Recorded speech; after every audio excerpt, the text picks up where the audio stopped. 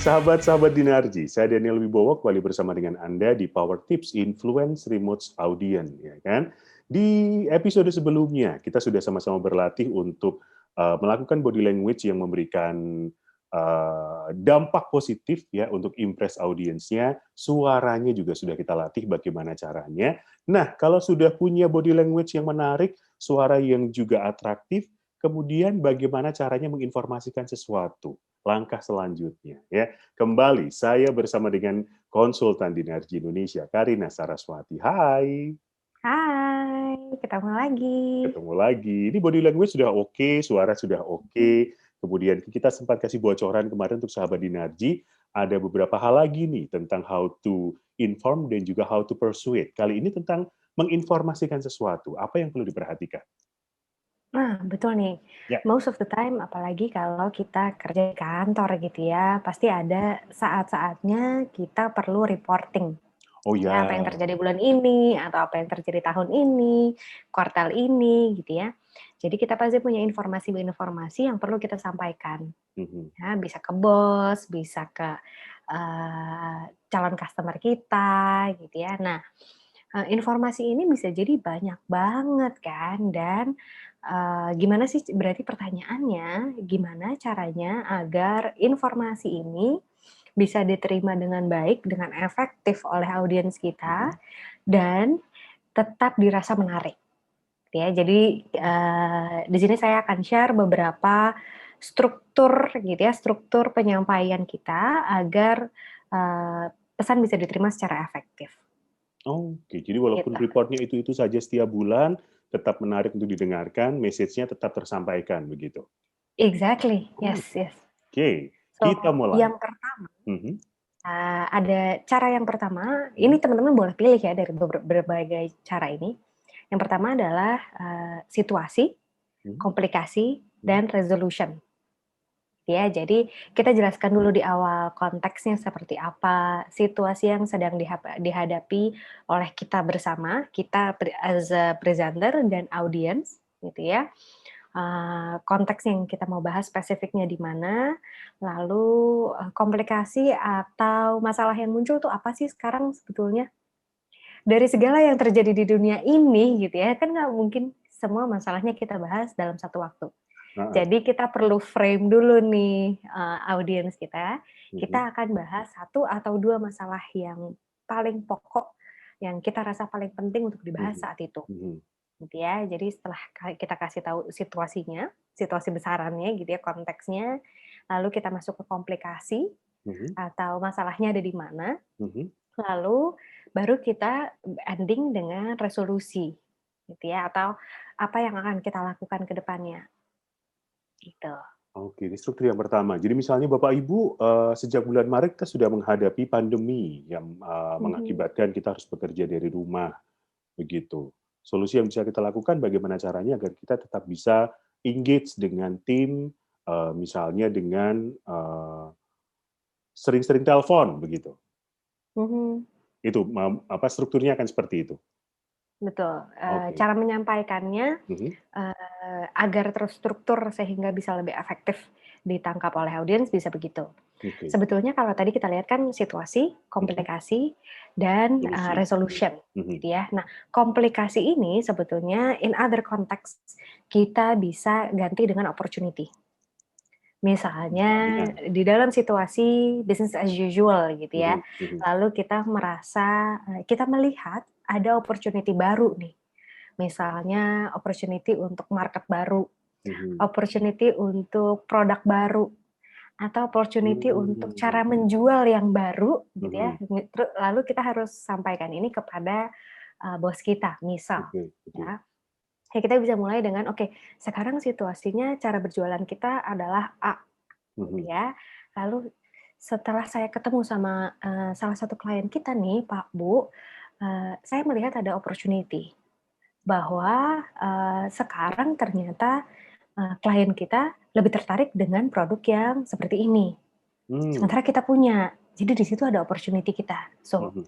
solusinya adalah saya propose untuk kita gencar berjualan produk yang sekarang lagi tren nih di Mhm. masyarakat, which kita sudah, misalnya gitu. Mhm. Dengan kita menstrukturkan seperti itu, orang lain bisa clear nih, nggak kemana-mana pikirannya, langsung straight to the point dan clear apa situasinya, masalahnya ada di mana, atau opportunity-nya ada di mana, dan action yang clear, yang jelas, yang implementable itu seperti apa. Nggak perlu muter-muter kemana-mana. Betul. Jadi nggak perlulah kita bilang, "Iya kemarin tuh saya ketemu ya sama klien kita yang ini Bu, atau Pak. Mhm. Lalu, kita ketemunya di PP, Pacific Mhm. Place gitu kan. Itu ada kafe bagus banget loh di situ, ternyata dia suka banget." Kan nggak perlu gitu ya. Itu data, sure, itu data, itu informasi. Yet, di dalam konteks kita lagi mau memberikan informasi kepada, say atasan kita in this context, itu adalah informasi yang tidak relevan. Nah, informasi yang tidak relevan seperti itu tuh kita perlu keluarkan. Beda ceritanya kalau misalnya kita topiknya adalah lagi ngomongin, kafe yang enak buat ketemu sama klien. Nah, informasi itu jadi Oke. relevan, Ya, ya, ya, ya, ya, ya. gitu. Baik, itu struktur yang pertama, ya. Betul. Situasi, Nah, opportunity mhm, atau komplikasi, dan juga komplikasi. resolusinya. Oke. Yes. Struktur yang kedua nih, ada lagi yang bisa Bapak Ibu pilih. Mhm. Yang pertama adalah kita mulai dengan approach atau, objektifnya apa yang kita mau capai dari presentasi ini, lalu pendekatan apa yang mau kita pakai, Mhm. this is the what side gitu Mhm. ya. Lalu findings-nya apa? Yang kedua adalah Oke. findings. Jadi, informasi-informasi apa sih yang kita dapatkan, dari, hal yang sudah kita lakukan. Oke. Contoh, contoh, contoh, contoh, Gitu ya. contoh. Misalnya present the datanya, gitu ya. Mhm. Jadi approach-nya adalah misalnya, selama ini kita cara berjualannya adalah door to door, Iya. misalnya gitu ya. Jadi approach kita, adalah selama ini door to door. Mhm. Selama kita melakukan itu, saya menemukan bahwa door to door ini tidak terlalu efektif, karena orang lebih punya keinginan untuk membeli produk kita, Mhm. kalau dia mendapatkan rekomendasi dari temannya. Oke. Itu adalah findings. Mhm. Gitu ya. Lalu yang ketiga adalah implikasinya. So, saya propose untuk kita lebih gencar berjualan ke komunitas atau grup-grup arisan. Sehingga Mmm. orang-orang yang ada di grup itu percaya dengan kita lalu akan mengimplementasikan marketing mouth to mouth. Oke. Misalnya begitu. Nah, Mmm. itu adalah struktur yang ketiga. Oke. Jadi approach adalah bagian what-nya, Mhm. findings adalah bagian so what. Mhm. Gitu ya. Lalu implication adalah bagian now what. Oh. Oh, ya What, berbeda ya sama yang so tadi what, ya? and now what. Gitu. What, so what, and know what. Oh, Yes. oke. Gitu. Baik, sudah dicontohkan juga dengan jelas ya tentang, struktur yang kedua. Kita punya berapa struktur kali ini? Ada satu lagi sih Ada satu sebetulnya ini, lagi, boleh mungkin dong. tapi lebih banyak dipakai sama, Bapak Ibu yang, mau presentasi di depan audiens yang lebih besar gitu ya. Maksudnya Ini lebih besar? kita sebutnya adalah the drama, Lebih besar ya, maksudnya dari jumlah atau dari dari jumlah. oh dari jumlah, Betul, oke. biasanya ya, not necessarily tapi biasanya. Mhm. Kalau Daniel suka lihat, suka nonton TEDx Mhm, gitu mhm. ya, di mana, presenternya menceritakan kisah hidupnya seperti apa, lalu masalahnya ada di mana, and then, insight apa yang dia dapatkan Mhm, dari, pengalaman hidup itu. mhm. Sebetulnya cara menstrukturkannya ini kita bisa bilang sebagai the drama. The drama, Jadi kita suka nih kalau mulai drama-drama nih. the Mhm. drama. Jadi kita mulai dengan background story. Siapa Background saya, story, oke. gitu kan. Lalu apa yang saya lakukan, pekerjaan saya apa, lalu apa yang saya suka, apa yang nggak saya suka, misalnya begitu. Ya, lalu kita mulai masuk ke challenge-nya. Suatu hari saya pernah ketemu sama seorang psikopat, misalnya Mhm. gitu ya. Lalu kita, jelaskan mengenai, komplikasinya atau konflik yang terjadi waktu kita ketemu sama seorang psikopat itu, Mhm. gitu ya, misalnya. Ini kan drama banget ya. Nah, itu yang kita namakan sebagai the rock bottom. Jadi kita udah mencapai titik terendah di dalam hidup kita gitu Ya, ya. ya, ya. Nah, dari situ kita beranjak naik lagi nih. Dari Oh. situasi rock bottom itu, yang saya pelajari adalah begini begini begini begini. Apa Hmm. yang saya pelajari mengenai empathy, Ya. gimana caranya even dengan seorang psikopat aja kita bisa berempati terhadap dia, dan empati ini fungsinya adalah begini begini begini. Mhm, mhm. Nah, dari situ jadi dari rock bottom situation, kita naik lagi ke insight apa yang kita, alami, lalu kalau, memang memungkinkan, kita ikat lagi di belakang dengan jadi insight itu kita pakai di konteks yang berbeda dan apa hasilnya. Misalnya, oke, jadi saya dari pertemuan dengan psikopat itu saya belajar bahwa empati itu penting banget kepada semua jenis orang. Oke. Ya, lalu saya coba melakukan, mengimplementasikan empati ini kepada kolega saya di kantor. Mhm. Hasil yang saya dapatkan adalah yang tadinya suka berantem, suka sinis-sinisan, sekarang malah kita, makan siang selalu bareng-bareng.